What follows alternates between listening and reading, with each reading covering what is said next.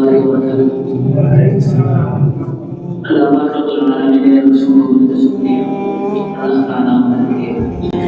أجل النماز আদায় করার জন্য আল্লাহর মসজিদের মধ্যে সুস্থতার সাথে আসার তৌফিক দান করেছেন। এজন্য আমরা অন্তরের অন্তঃস্থল থেকে কালিমাত শুকর আদায় করে নিই। আলহামদুলিল্লাহ।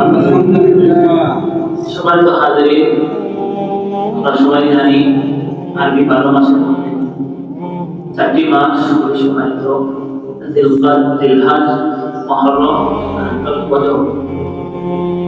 এখন আরবি যে মাসটি চলছে সেটা ছিল রজব মাস। রজব মাসে আজকে 30 তারিখ শেষ হয়ে গেছে। তাহলে আরবি মাস হিসাব হয়, তাহলে কি হয়? হিসাব হয়। যেহেতু রজব মাসের আজকে 30 শেষ, তাহলে নিশ্চিত সূর্য ডোবার সাথে সাথে শাবান চালু হয়ে গেছে, শাবান মাস শুরু হয়ে গেছে। তাহলে রজব মাস শেষ হয়ে গেল, এবার হয়ে গেল শাবান মাস শুরু হয়ে গেল। শাবান মাস যদি শুরু হয় আগামীকাল থেকে, তাহলে আমরা বলতে পারবো শুভরাত কবে।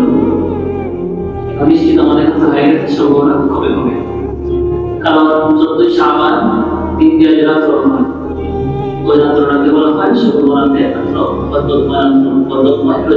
সেটা কবে হবে? আজকে হলো জানুয়ারি মাসের 20 তারিখ, আর মাঘ মাসের হলো 6 তারিখ, আপনার ফেব্রুয়ারি মাসের 3 তারিখ, মাঘ মাসের হবে 20 তারিখ, আর শ্রাবণ মাসের হবে 14 তারিখ।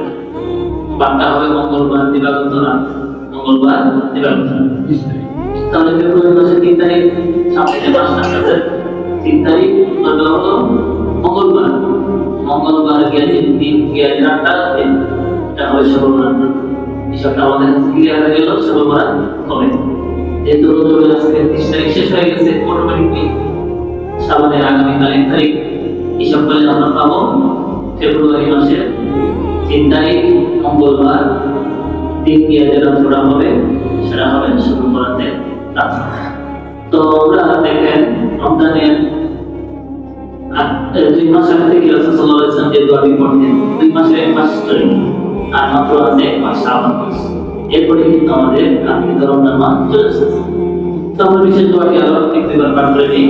আল্লাহুম্মা বারিক লানা ফি রজব ওয়া শাবান ওয়া বাল্লিগনা রমাদান। আল্লাহুম্মা বারিক লানা ফি রজব ওয়া শাবান ওয়া বাল্লিগনা রমাদান। আল্লাহুম্মা বারিক লানা في رجب وشعبان وبلغنا